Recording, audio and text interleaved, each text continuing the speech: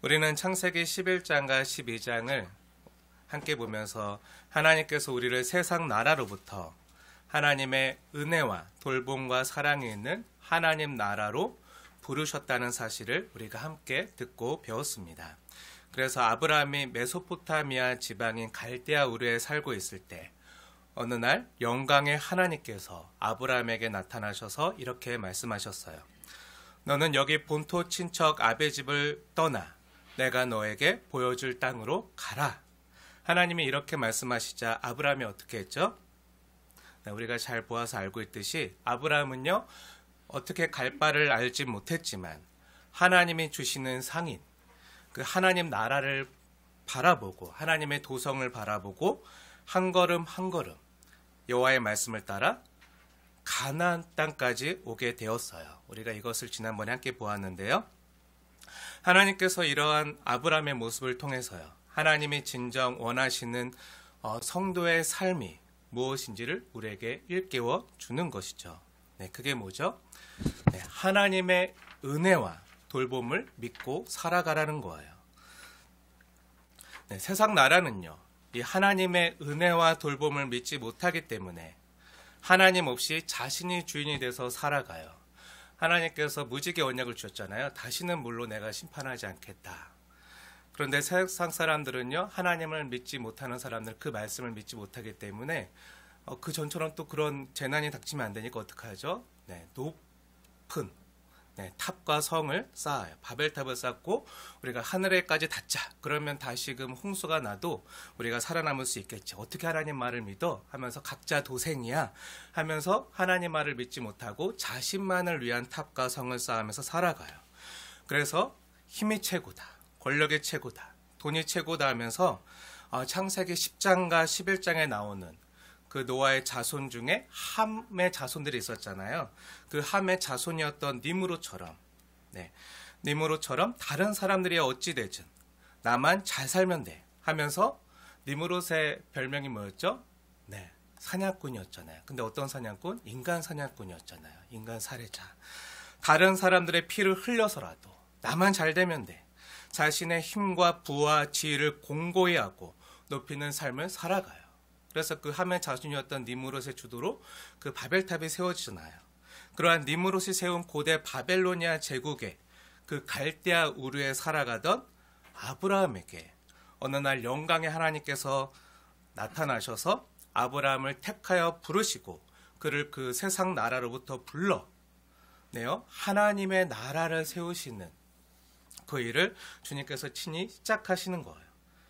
하나님이 세우시는 나라는요, 이러한 세상 나라와는 다른 나라인 거예요. 어떤 나라죠? 네, 사랑의 나라, 은혜의 나라라는 것을 보여주기 위해서 하나님은 아브라함에게 본토 친척 아베 집을 떠나라 말씀하시는 거예요. 쉽게 말하면 하나님 없이 자신이 주인이 되어 살아가는 그 죄짓는 삶의 방식으로부터 떠나라는 거예요. 하지만 이러한 하나님의 부르심에는요, 보다 더 깊은 의미가 있어요. 사랑하는 여러분, 하나님 없이 이 세상에서 사는 삶은요, 한마디로 본토 친척 아베 집을 강화하는 삶이에요. 어떻게 보면 자신을 강화하는 삶이죠.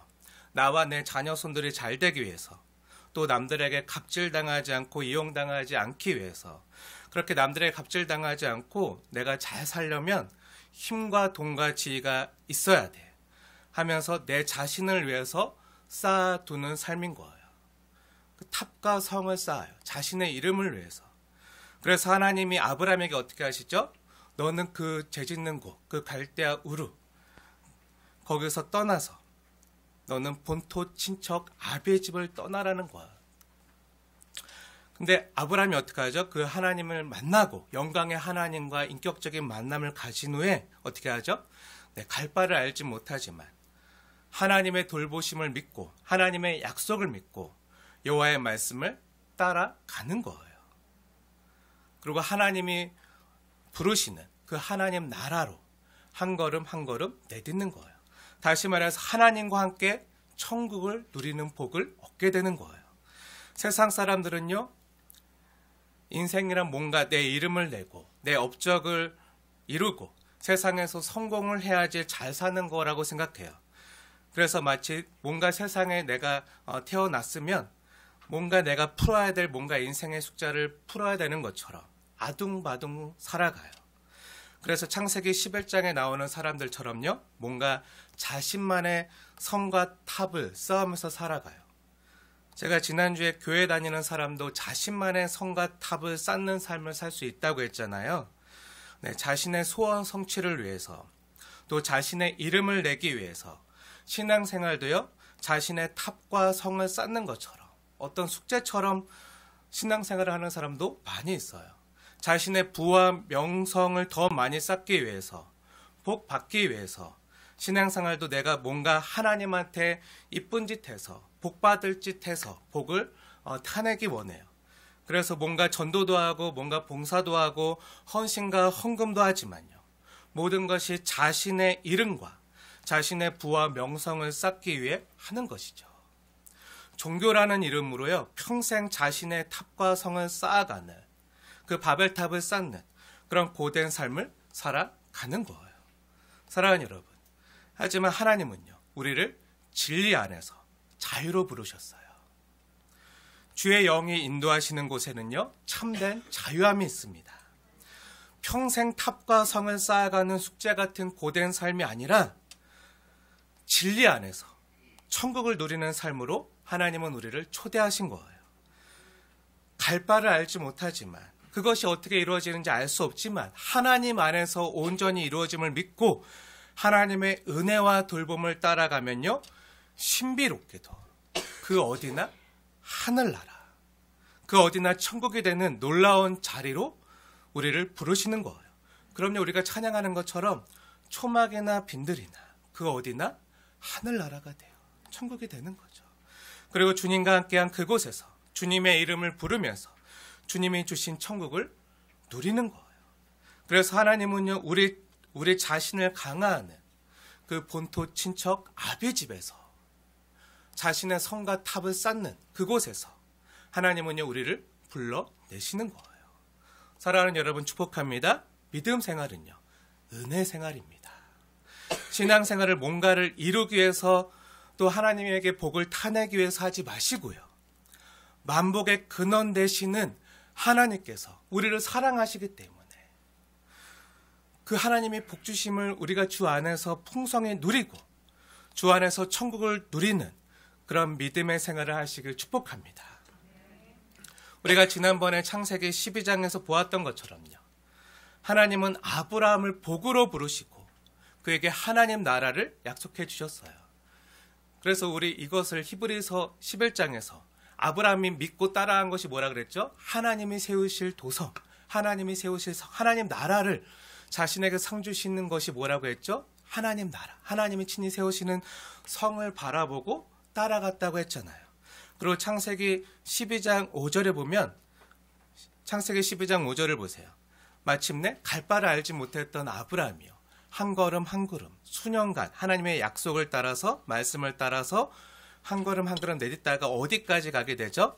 네, 하나님이 인도하신 땅, 가나안 땅에 들어가게 돼요. 가나안 땅, 지금 이스라엘 나라가 있는 그 가나안 땅에 도착하게 돼요. 그리고 아브라함이 그곳에 가자 뭘 하죠? 그곳에서 하나님께 제단을 쌓고요, 여호와의 이름을 부르면서 예배를 드려요. 그때 하나님이 아브라함에게 약속의 땅에서, 그 가나안 땅에서요, 또 하나의 약속을 아브라함에게 주세요. 우리가 지난번엔 1절부터 3절까지 약속에 대한 내용을 우리가 깊이 상고해 보았는데요, 오늘은 7절에서 주신 약속의 말씀 함께 살펴볼게요. 7절 말씀, 하나님의 말씀으로 받으시면서 함께 읽겠습니다. 시작. 여호와께서 아브라함에게 나타나 이르시되 내가 이 땅을 내 자손에게 주리라 하신지라. 자기에게 나타나신 여호와께 그가 그곳에서 제단을 쌓고. 아멘. 네, 하나님께서 아브라함에게 무엇을 약속하시죠? 네, 지금 아브라함이 여호와의 말씀을 따라 그 본토 친척 아벨 집을 떠나서 그 갈대아 우르, 또 하란을 떠나서 지금 가나안 땅에 들어와 있잖아요. 약속의 땅이잖아요. 젖과 꿀이 흐르는 땅에 들어와 있잖아요. 그곳에서 여호와하나님께서 아브라함에게 나타나셔서 다시 한번 약속하시면서 말씀하시는 거예요. 7절 말씀을 자세히 보시면요. 하나님께서 아브라함에게 말씀하세요. 내가 이 땅을 너의 자손에게 주겠다. 약속을 해주세요. 근데 한번 생각해 보세요. 지금 아브라함에게 자녀가 있나요? 아직까지는 자녀가 없어요. 없는데 이 땅을 내 자손에게 주겠다는 거예요. 그러니까 뭐죠? 네, 지금 안 주시겠다는 거죠. 약속만 준 거예요. 지금은 아직 아브라함의 소유가 아니에요. 이 가나안 땅이. 아브라함은요, 이런 의문이 들었을지도 몰라요. 아, 난 아직 자식이 없는데.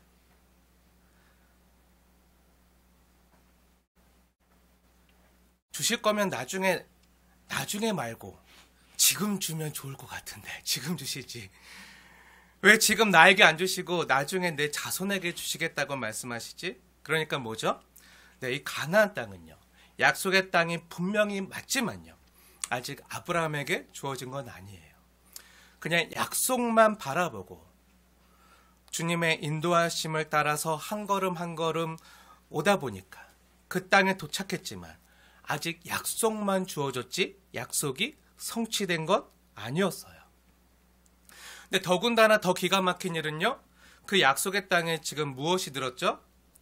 네, 우리가 아까 성경을 봉독해서 알지만 10절 보니까 뭐가 들었죠? 그 약속의 땅에 기근이 들었어요. 10절 말씀 함께 읽겠습니다. 시작. 그 땅에 기근이 들었으므로 아브라함이 애굽에 거류하라고 그리로 내려갔으니 이는 그 땅에 기근이 심하였습니다. 네. 아멘. 조영아, 기근이 뭔지 아니? 안 돼요. 뭐야? 네, 오늘 우리 살아가는 유초등부 아이들도 있어서 네, 이거 설명이 필요할 것 같은데 쉽게 설명하면 약속의 땅에 갔는데 먹을 게 없는 거예요. 네, 먹을 게 없는. 오늘 설날이라 세배를 했는데 세뱃돈이 없는 거예요. 네, 알아듣겠니? 네, 눈이 반짝 동그랗게 떠졌는데 세배를 하면 당연히 세뱃돈을 받을 거라 기대했는데 세배했는데 세뱃돈이 없는 그런 상황을 지금 만난 거예요. 네, 약속의 땅에 갔어요. 먹을 것이 풍성한 젖가꾸리 흐르는 땅이라 생각하고 갔는데 뭐죠? 아무것도 없는 거예요. 기근만 있는 거예요. 그 땅의 기근이 심하였더라. 오랫동안 비도 내리지 않고요, 가물어서 먹을 것이 없고 고생만 하는 거예요. 먹고 살 일이 걱정인 거예요. 지금까지 힘들게 몇 년 동안 말씀에 순종해서 따라왔어요. 저 먼 갈대아 우르에서요, 수천 킬로미터가 떨어진 먼 가나안 땅까지 힘들게 왔는데 말씀대로 살았는데 지금 아브라함이 당하는 게 뭐죠? 네, 고난과 역경을 만나는 거예요. 약속의 땅에 왔는데 먹을 게 없는 거예요. 기근만 가득한 거예요. 그럴 때 우리는 당황을 해요. 아니, 여기까지 주님을 믿고 힘들게 살아왔는데 여전히 약속은 이루어지지 않고 좀 더 기다려야 되고 언제 그 약속이 이루어질지는 모르겠고 더군다나 그 약속의 땅에 먹을 게 없는 거예요. 먹고 살기 너무 힘든 거예요. 그럼 우리는 이런 생각을 해요. 아니, 주님께서 나를 위해 십자가에서 대신 죽으실 만큼, 죽으실 정도로 나에 대한 애끓는 사랑이 있고 또 죽은 자를 살리실 수 있는 그 부활의 능력이 있는 하나님이시라면 내가 만나는 인생의 여정에서도 이러한 역경을 피해가게 하실 수 있지 않는가. 그런데 우리가 인생을 살다가 만나는 일이에요. 이런 역경이 찾아올 때가 많은 거예요. 그래, 이런 역경을 만나면요, 하나님이 약속하신 곳에 분명히 복과 은혜가 있을 때는 생각하는데 갔는데 기근만 있는 거예요. 그럼 우리 마음이 힘들어지는 거예요. 아마 아브라함의 마음도 많이 힘들었을 것 같아요. 하나님의 말씀에 순종해서요, 힘들게 본토 친척 고향 아비 집을 떠나서 약속하신 땅에 들어왔잖아요. 그 땅에 왔는데 나의 믿음의 행진과 발걸음에 하나님께서 보답하시는 것이 고작 기근과 흉년으로 인한 고통이란 말인가? 아니, 나를 믿고 함께 온 가족들과 내가 돌봐야 될 사람들은 도대체 어쩌란 말인가? 만약에 여러분이요, 아브라함의 입장이라면 어떤 마음이 드시겠습니까?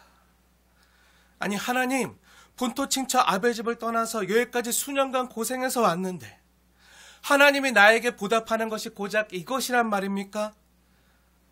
혹시 여러분의 마음에도 이런 마음이 생기지 않을까요? 아니, 하나님, 내가 지난 수십 년간 예수 믿고 믿음으로 산다고 세상 즐거움도 다 버리고 오직 말씀 따라하고 이렇게 힘들게 산다고 했는데 고작 나에게 주시는 것이 내가 직장에서 쫓겨나는 겁니까? 사업이 안 되는 건가요? 질병에 걸리는 건가요? 자녀들이 잘 안 되는 건가요? 내가 지난 수십 년간 예수 믿은 보답이 결국 고작 이것인 거야? 만약 여러분이 이런 일을 당한다면요. 어떤 생각이 들까요? 하나님, 너무한 거 아닙니까? 약속의 땅의 기근이라뇨. 이게 웬 말입니까? 내가 바란 건 이게 아니었는데. 그런 생각이 들까요, 안 들까요? 네, 들어요.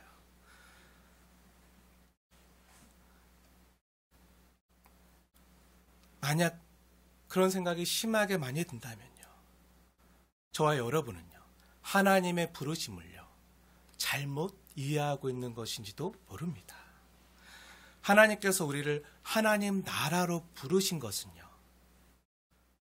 내가 잘 되고 내가 부자 되고 내가 성공하고 내 자녀 손들이 잘 되는 것이 아니에요.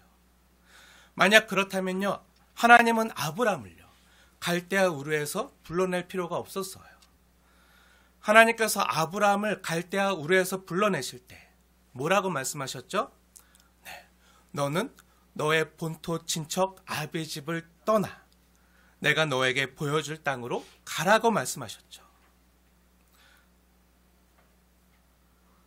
주님이 아브라함에게 약속한 것은요. 본토 친척 아비 집을 강화하는 삶이 아니었어요.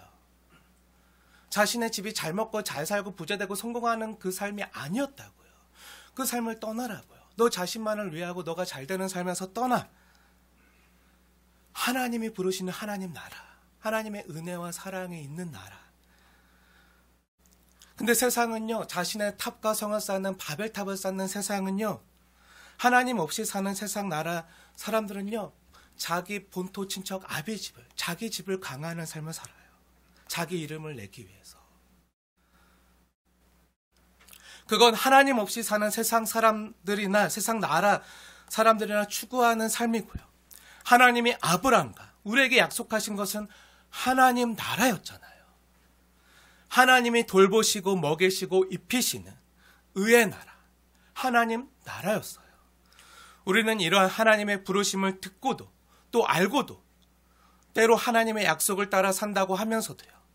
자꾸 하나님의 부르심을 잊어버려요. 본토 친척 아비 집으로 자꾸 돌아가려고 해요. 아니, 약속의 땅에 와서도요. 하나님이 원하시는 하나님 나라를 세우는 것이 아니라 약속의 땅 안에서 나 자신을 위한 이곳에서 내 본토 친척 아비 집을 더 강화하는 삶을 살아가는 모습을 보게 될 때가 너무 많아요. 하나님의 부르심을 자꾸 까먹는 거죠. 잊어버리고 금방 까먹고 하나님이 부르신 곳에서 하나님이 약속하신 그 땅에서 본토 친척 아비 집을 강한 근데 기근이 들었네? 하면서 하나님께 원망하고 하나님을 의심하고 하는 그런 어리석은 모습을 우리는 자꾸 내 자신에게서 보게 되는 거예요.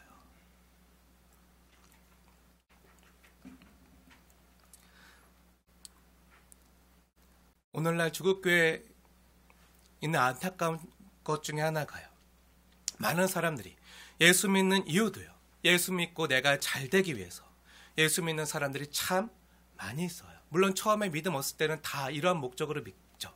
하지만 예수님을 진짜 영광의 하나님을 인격적으로 만나고 그 주님이 나를 위해서 정말 십자가에 죽으실 만큼 나를 사랑하셨고 나를 그 복의 나라, 하나님의 나라, 그 성령과 생명의 나라로 부르셨음을 믿고 체험하고 그 하나님의 사랑 때문에 눈물을 쏟고 이제 주님밖에 없습니다. 주님만을 위해 살겠습니다. 고백한 사람들도요. 자꾸 과거로 돌아가려고 할 때가 많아요. 하나님 약속하신 그 생명과 성령의 자리에서 자꾸 자신만을 위한 세상 나라, 자신을 위한 성과 탑을 쌓으려고 할 때가 얼마나 많은지 몰라요. 예수 믿고 형통하고 예수 믿고 문제 해결받고 예수 믿고 병 낫고 예수 믿고 사업에서 번창하고 성공하고 부자 되기 위해서 예수 믿는 사람들이 얼마나 많은지 몰라요. 오늘날 주국교회 가운데 퍼져 있는 다른 복음이 있는데요. 그것은 예수 그리스도 자체가 복음이 아니라 예수님이 복음이 아니라 예수 믿고 잘 되는 복을 복음이라 말하는 경우가 많아요. 저는 그것을 거짓 복음, 다른 복음이라 생각합니다. 오늘날 많은 그리스도인들에게 복음은요, 내 자신에게 좋은 소식일 때만 복음으로 받아들이고 그렇게 믿고 싶어하는 경향이 많이 있어요. 근데 고난, 자기를 부인하고 자기 십자가를 지고 예수를 따르는 그것은요, 복음 같지 않은데 내가 왜 이런 고난을 당해야 돼? 내가 왜 이런 십자가를 져야 돼? 하면서 그것을요, 복음으로 받아들이지 않는 그런 경향이 있어요. 교회 다녀도 내가 잘 돼야지 복음이지 남이 잘 되는 것은요, 나에게 복음으로 들리지 않아요. 내 자녀가 명문대학에 들어가고 대기업에 들어가는 것이 복음으로 들리지, 내 자녀는 대학에 떨어지고 취업에서 실패하는데 다른 집사님 자녀가 명문대학에 들어가고 대기업에 들어가는 것은요, 나에게 복음으로 들리지 않고 뭐로 들리죠? 네, 배 아픈 소리로 들리는 거예요. 그게 우리의 문제죠. 그런데도 오늘날 조국교회에서는요, 늘 예수 믿고 내가 잘 되는 것을 복이라고 가리키니까 복 받으려고요. 순종해. 복 받을 짓을 해야 복을 받지. 하나님 앞에 예쁜 짓을 해야 복을 받지. 그렇게 하면서 순종을 강요해요. 말씀에 순종하면 무엇을 받는다고 하죠? 네, 복 받는다고 해요. 복 받을 짓을 해야지. 예쁜 짓을 해야지. 복을 받지. 그렇게 해서 어디 복을 받겠어? 하고들 말해요. 근데 그건 기복신앙이죠. 기복신앙. 다른 종교에서 구하는 내 자신의 선함과 공로로 뭔가 신에게 뭔가 이쁜 짓을 해서 잘 보여서 뭔가 복을 타내기 위한 기복신앙이에요. 기독교의 성경에서 말하는 진짜 하나님 나라의 복이 아닌 거예요. 은혜가 아닌 거죠. 그런데 만약에 예수 믿고 잘 되는 복을 복음이라고 선포하는 분들의 논리대로 한다면요, 순도 100%의 주 예수님의 바른 복음을 전하고 하나님 나라를 위해서 죽음에까지 충성한 바울은 이 땅에서 얼마나 많은 복을 받았어야 되겠습니까? 사도 바울이야말로 하나님의 복을 제일 많이 받아서 이 세상에서 누구보다 더 오래 건강하고 풍요롭고 부자로 살아야 되잖아요. 근데 성경을 보면요, 우리가 알다시피 오히려 정반대의 삶을 살았어요. 바울은요, 돈이 없어서 복음을 전하면서도요, 누군가의 도움을 받거나 손수 천막을 지어서 팔면서 자신의 생활비를 충당하지 않으면 먹고 살기 힘들 정도로 가난했어요. 또한 너무 아프고 고통스러운 육체의 질병의 가시, 육체의 가시를 지니고 있었어요.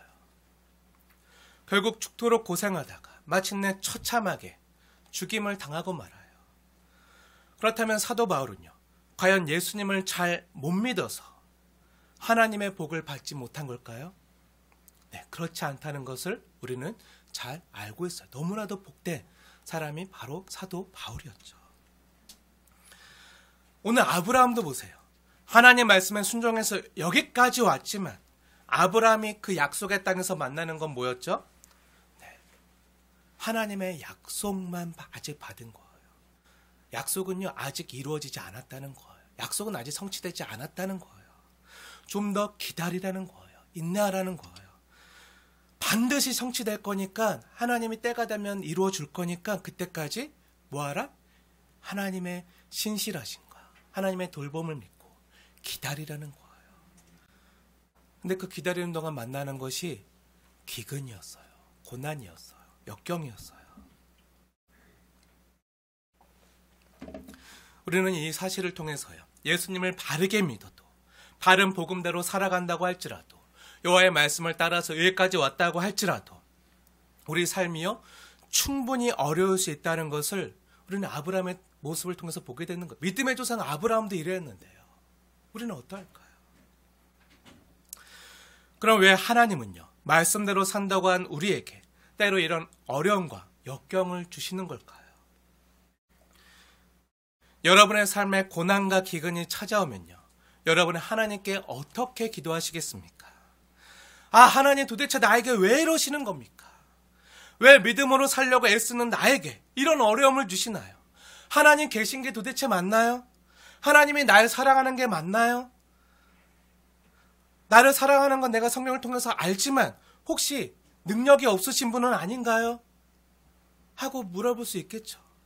이런 의문이 생길 수 있겠죠.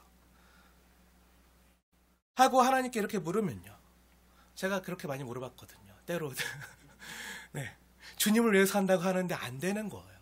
또 정말 믿음으로 신실하게 살아온 성도님들이 있는데 하나님이 이 성도님에게 이러시면 안 되는데, 정말 사랑하는 성도들에게 이러면 안 되는데 하나님 도대체 왜 이러는 겁니까? 하나님 정말 사랑하는 거 맞나요? 하나님 정말 능력이 있으신 거 맞나요? 그렇다면 우리를 이런 어려움에서 왜 도대체 건지시지 않는 건가요?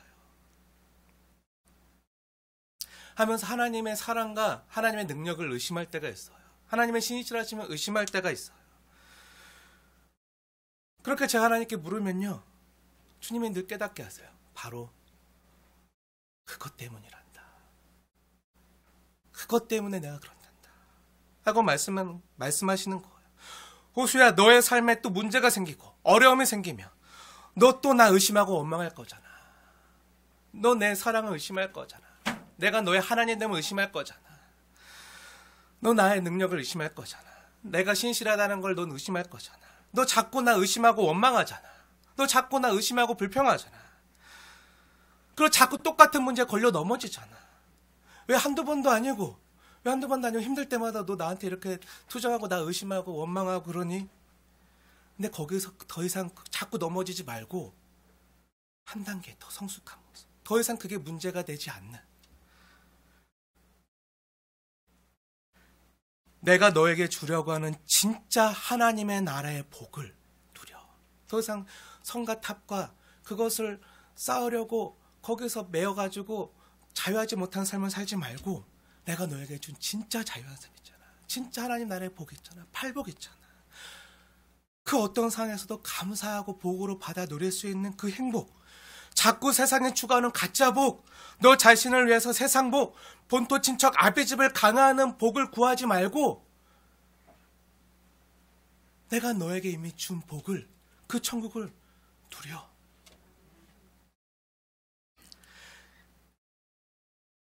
약속의 땅에서 구할 것은 그게 아니잖아. 이렇게 말씀하시는 거예요. 내가 이미 너를 복되게 했다.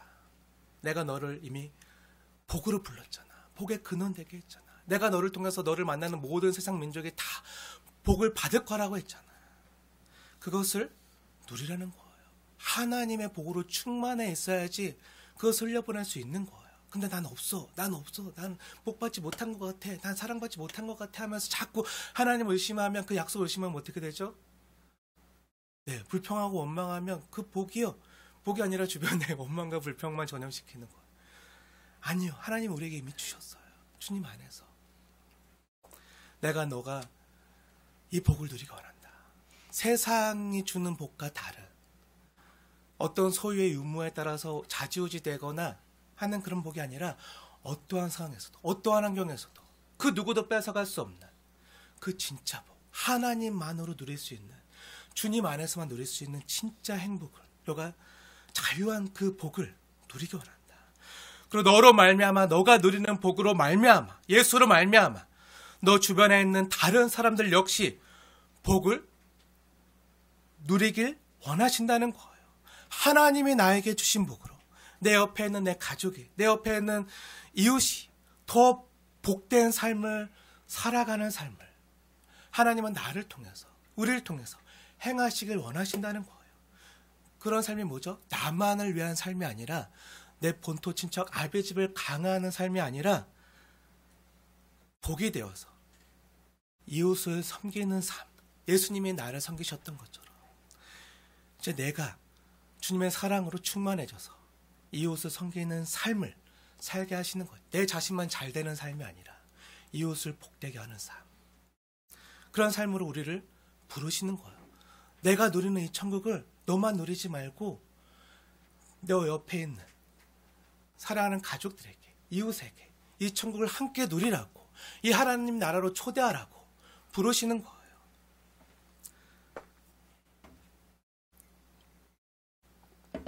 네, 더 이상 내 삶의 문제에 갇혀서, 내가 쌓은 탑과 성에 갇혀서 더 높은 탑을 쌓아야 돼. 더 높은 성을 지어야 돼.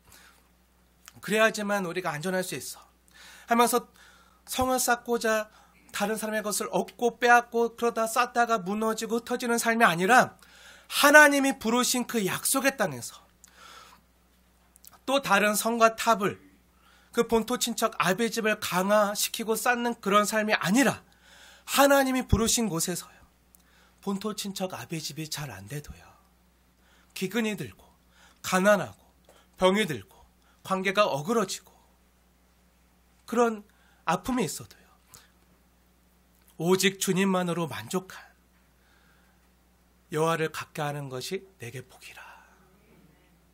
그 주님만으로 만족한 그 어떤 것보다 먼저 하나님의 나라와 그 의를 구할 수 있는 성숙한 믿음의 사람으로요 우리를 만들어 가시는 거예요. 환경이 갖춰졌을 때만 천국을 누리고요. 그러지 못할 때는 지옥을 경험하는 변덕스러운 사람이 아니라 어떠한 상황에서도 주님이 계시는 것만으로 천국을 누리고 경험할 수 있는 능력의 사람이 되게 하시는 거예요. 그래서 하나님은요. 아브라함을 아브라함 되게 하시려고요. 미성숙한 사람에서요. 성숙한 믿음의 사람이 되게 하시려고요. 아브라함에게 때로 이런 역경을 주시는 거예요. 성경을 보면요. 아브라함이 처음부터 아브라함이 된 게 아니에요. 하나님은요. 우리를 세상으로부터 불러내어서 구원해 주시고 하나님 나라의 복을 주시는 분이시지만요. 그 이유는요. 단순히 우리를 천국 가게 하기 위해서가 아니라 그것만이 아니라 그 이상이에요. 그게 뭐죠? 우리를 단순히 구원하는 것에서 끝나는 것이 아니에요. 우리를 구원한 다음에 우리가 예수님의 형상을 담는 성화의 과정을 겪어가게 하세요. 온전한 하나님의 형상 되게 하기 위해서요. 하나님 닮은, 예수 닮은 신앙 인격과 성품을 간직한 하나님의 자녀답게요. 우리를 다듬으시고 하나님과 사랑의 관계를 누리게 하시는 게요. 하나님의 의도와 목적인 거예요. 내가 너의 하나님 되고 너는 내 백성이 되리라. 나는 너의 부모가 되고 넌 내 자녀가 되리라. 이 사랑의 관계, 이걸 누리게 하시는 게 하나님의 목적인 거예요. 그런데 우리도 그렇지만요. 창세기 12장에서 보여지는 아브라함은요. 아직 여기까지는 성숙하지 못했어요. 우리도 주님이 불러서 구원을 받고 하나님의 자녀가 되었지만요. 믿으십니까? 아멘. 근데 하나님 자녀답지 못한 부분이 우리 삶에 많이 있잖아요. 우리가 구원받은 걸 분명히 믿지만 하나님의 자녀답지 못한 구석이 너무 많아요. 그래서 하나님께서 우리를 하나님의 자녀답게 온전하고 구비되고 부족함이 없는 하나님의 형상으로 만들어 가시기 위해서요. 때론 우리를 부르신 자리에서 우리가 형통을 기대하는 자리에서요. 때로 역경을 주실 때가 있어요. 그럼 우리는 그 자리에서 어떻게 고백해야 될까요? 네, 고난받는 것도 내게 유익이라 하면서 감사하면서 주님을 바라보고 신뢰하면서 주님이 주신 지혜와 힘으로 그 어려움을 이겨내야 되는데요. 근데 너무 안타깝게도 그러지 못할 때가 우리 삶에 너무 많이 있는 것을 보게 돼요. 아브라함도 처음부터요. 그 복된 나라의 믿음의 조상이라고 일컬을 만큼 성숙하지 못했어요. 그래서 미성숙한 아브라함이 어떻게 하죠? 네, 아브라함이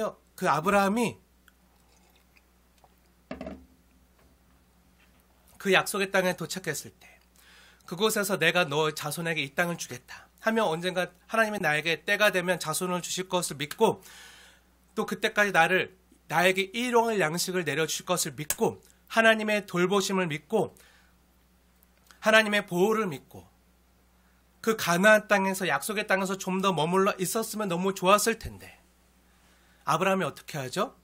네, 너무 안타깝게도 하나님의 말씀을 믿지 못하고 그 약속의 땅에서 떠나는 거예요. 떠나서 어떻게 하죠? 이집트로 내려가요. 왜 이집트로 내려가죠? 이집트에는 무슨 강이 있죠? 네, 나일강이 있어요. 언제나 물이 풍성한 나일강이 흐르니까 거기는 강에 있어서 물이 늘 풍성하고 가물지 않으니까 곡식도 많겠죠. 먹을 것도 많겠죠. 그렇게 인간의 생각으로 아브라함이요. 약속의 땅을 떠나서 애굽이라 하는 이집트로 내려가는 거예요. 그런데 가다 보니까 두려운 마음이 생기는 거예요. 왜죠? 네, 아내인 사라가 너무 이쁜 거예요. 그래서 아내 미모를 보고 애굽에 있는 사람들이 나를 죽이고 내 아내인 사례를 빼앗아갈까 봐 뭐라고 그러죠? 네, 아내를 아내라고 하지 말고 뭐라고 하라고 시키죠? 네, 누이라고. 아내에게 이렇게 말하는 거예요. 너는 이제 애굽 사람을 만나면 너가 내 아내라고 하지 말고 내 여동생이라고 해라. 내 누이라고 해라. 그러면 내가 안전할 거다. 이렇게 말하라고 시켰어요. 뭐죠? 네, 거짓말하는 거죠. 거짓말하는 거예요. 우리 어린이들도 언제 거짓말하죠? 네, 두려울 때 거짓말하잖아요. 주영아 잤니? 안 잤지? 근데 눈 감고 있었어. 내가 봤어. 네. 우리 어린이들이요. 숙제 안 하고 게임만 하다가 엄마나 아빠가 와서 또 너 숙제 안 하고 또 핸드폰하고 게임했지? 하면 핸드폰하고 게임했으면서도 뭐라고 하죠? 아니요. 안 했어요. 하죠. 그리고 했어도 지금 막 했는데 이러죠. 왜 그러죠? 내 혼날까 봐. 내 엄마 아빠의 사랑을 잃어버리고 혼날까 봐. 두려우니까 뭐라죠? 자기도 모르게 거짓말하는 거예요. 아브람도 애굽 사람에게 혼날까 봐 두려워서 뭐라죠? 거짓말하는 거예요. 근데 하나님의 사람이 거짓말하면 돼요, 안 돼요? 하나님의 사람이 거짓말하면 돼, 안 돼? 안 되죠. 네, 안 돼요. 거짓말하면 안 돼요. 그런데도 아브라함은요, 하나님의 약속을 잊어버리고 먹고 살겠다고 인간의 방법으로 애굽으로 내려가요. 본토 친척 아비집을 떠나왔는데요. 조금 힘들어졌다고 다시 자신의 본토 친척 아비집을 강하기 위해서요. 애굽으로 내려가는 거예요. 이렇게 하나님의 말씀이 보이지 않게 되자 아브라함은요, 인간의 알량한 지혜와 세상 방속에 의존해서요, 지금 막 허우적거리고 있는 거예요. 어디로 갈지 알지 못해서 말씀을 잃어버리니까 삶이 막 혼돈해지고 허우적거리는 거예요. 그런 허우적거림으로 아브라함이 얻은 게 뭐죠? 네, 거짓과 수치와 비굴함이에요. 그래서 결국 아내를요, 이집트의 왕인 파라오에게 빼앗겨요. 그러나 이보다 더 무서운 사실은요, 아브라함의 이런 행동으로요, 결국 주님 나라의 확장을 가로막고요, 주님의 구원 역사를 아브라함 자신이 앞장서서 가로막는 자가 된다는 거예요. 하나님이 약속해 주셨잖아요. 내가 너의 씨로, 아브라함의 씨로, 아브라함과 다윗의 자손으로, 창세기 3장 15절에 약속하셨다. 그 여인의 후손으로 올 자, 메시아 구원자를 내가 보내겠다 했는데, 아브라함은 여기서 아내 사라를 빼앗김으로 그 하나님의 구원 역사, 아브라함의 씨로 전 인류를 구원하기 위한 하나님의 놀라운 계획이요, 실패할 뻔한 위기에 지금 처한 거예요. 이 위기를 극복할 수 있는 대안이요, 그 어디에도 없어 보여요. 왜죠? 자신이 한 그 술수와 거짓말로 인해서 아내를 빼앗겼잖아요. 그것도 누구에게 빼앗겼죠? 당시 최강대국이었다. 가장 최고의 권력자였다. 그 애굽의 바로, 이집트의 파로에게 빼앗겼어요. 아브라함이 데리고 나온 사람들은 얼마 되지 않아요. 근데 파라오는 엄청난 군사를 갖고 있어요. 군사적으로나 또 윤리적으로도 안 돼요. 자기가 거짓말해서 자기 누이라고 해서 빼앗기고 나서 뭘 받았죠? 많은 은근과 가축을 받았잖아요. 아내를 돈 받고 팔아먹은 거랑 똑같잖아요. 그런 정말 비굴하고 치스러운 삶을 살았기 때문에 나중에 가서 제 아내예요 하면서 돌려주세요 할 수 있나요? 안 되는 거예요. 하나님의 사람이 하나님의 이름을 욕되게 하고 이렇게 수치스러운 자리를 떨어진 거예요. 윤리적으로도 안 돼요. 자기가 거짓말했기 때문에, 그리고 자신이 아내를 팔았기 때문에. 도리적으로도 안 돼요. 그 어디에도 아브라함 스스로 이 곤란으로부터 해결될 수 있는 방법과 대안이 없어 보여요. 아브라함이 아내를 빼앗긴 채 어찌할 줄 몰라 서우적거리고 있었어요. 아무 방법이 없는 거예요. 그래서 어떡하죠? 하나님이 개입하세요. 하나님은요, 바로와 그 집에 큰 재앙을 내리심으로 다시금 사례를요, 아브라함에게 돌려주게 하세요. 당시 가장 강성했던 최고 권력자라고 할 수 있는 이집트의 파라오보다 누가 더 강하다? 하나님이 더 강하시고 능하신 권세자가 계신다. 하나님의 계심을요, 아브라함은요, 다시 이곳에서 경험하고 있는 거예요. 하나님은요, 약속의 땅인 가나안 땅만이 아니라 그 애굽, 그 세상이라 여겨지는 그 애굽에서도요, 그곳의 가장 높은 통치자를 무릎 꿇리고 그 애굽을 통치하시는 능력의 하나님이심을 보이시는 거예요. 이러한 일을 아브라함이요, 애굽에서 경험하는 거예요. 이렇게 아브라함의 삶에 개입하신 하나님은요, 어찌 보면 아브라함을 꾸짖어야 되잖아요. 야, 너 때문에 내 놀라운 구원 계획이 다 취소되고 망가질 뻔했어, 이 녀석이 아주 하면서 혼내야 마땅하잖아요. 근데 주님은요, 아브라함에게 해초리가 아니라 어떻게 하시죠? 주님의 넓고 따뜻한 품으로 끌어안는 방식으로요, 아브라함을 깨닫게 하시는 거예요. 하나님의 은혜를 다시 한번 체험하고 경험하게 하시는 거예요.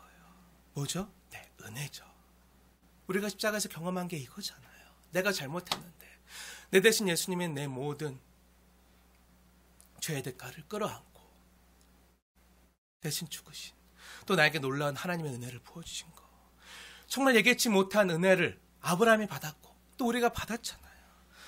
아브라함에게도 이렇게 신실하게 행동하신 하나님은요, 오늘날 아브라함의 영적인 자손으로, 오늘날 또 다른 아브라함으로 부른 우리에게도요, 동일한 방식으로 일하세요.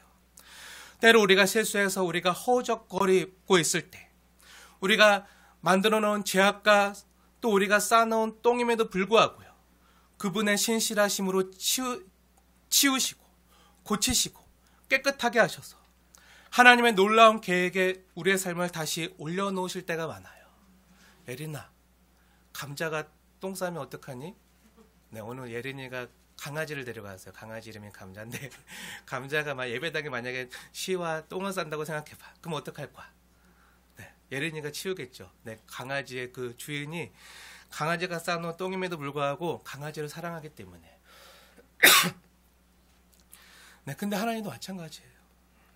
우리가 잘못하고 우리가 쌓아놓은 똥임에도 불구하고요, 그분의 신실하심으로, 그분의 사랑하심으로 우리를 위해서 치우시고 고치시고 깨끗하게 하셔서 하나님의 놀라운 계획에 우리 삶을 다시 올려놓으실 때가 많으세요.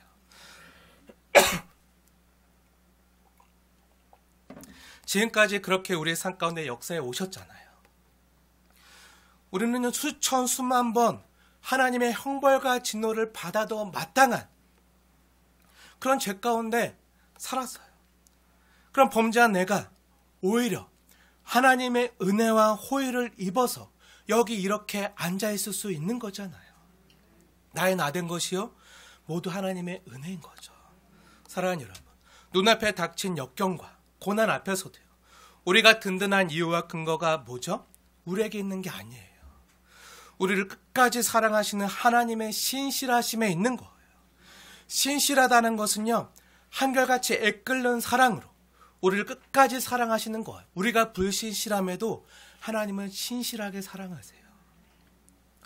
신실하신 하나님은요, 결코 우리의 실수로 우리를 포기하지 않고요, 방향과 길을 잃어버리고 허우적거리는 우리를요, 다시 찾으시고 품에 안으셔서 우리를 다시금 생명의 길로 올려놓고야만 하는 분이신 거예요. 우리의 죄악과 허물과 연약함에도 불구하고 하나님은요, 그분의 역사를 이루어주세요. 성경이요, 바로 이 놀라운 사실로 인해서요, 로마서 8장에 이렇게 외치고 있잖아요. 기근이나 칼이나 그 어떤 위험도 우리를 주님의 사랑에서 끊을 수 없느니라. 사랑하는 여러분, 혹시 지금 당한 현실이 당혹스러우십니까?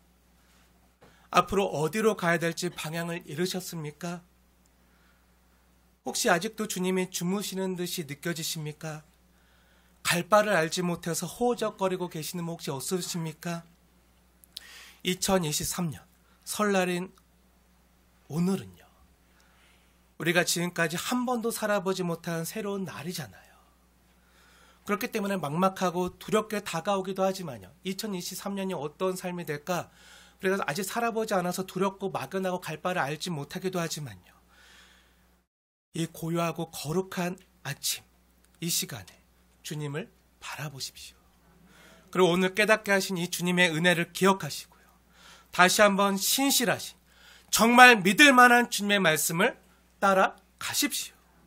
2023년 새해와 설날을 허락하신 하나님께서 올해도 하나님의 인자하심과 성실하심으로 또 신실하심으로 날마다 우리를 찾아오실 것입니다. 우리의 연약함과 실수도 있겠죠. 그럼에도 불구하고요, 시시때때로 하나님은요 우리 삶에 개입해 주시고요, 말씀으로 간섭하시고 깨닫게 하심으로 다시금 아브라함을 가나안 땅으로 인도해 내시잖아요. 그렇게 우리를 지금보다 더, 근데 인도해 내실 때 아브라함은 한 단계 더 성숙한 믿음의 사람으로 지금 성장해 있는 거예요. 우리가 다음 주에 보게 될 텐데, 그렇게 하나님은 지금보다 더 성숙한 사람으로, 온전하고 구비되어 부족함이 없는 믿음의 사람으로 우리를 만들어 주실 것입니다. 2023년 날마다 신실하게 찾아오시는 주님의 돌봄과 은혜를 믿고요, 삶의 기근과 역경의 자리에서도 주님의 말씀을 따라가는 저와 복된 성도님들 되시길 주님의 이름으로 축원을 드립니다.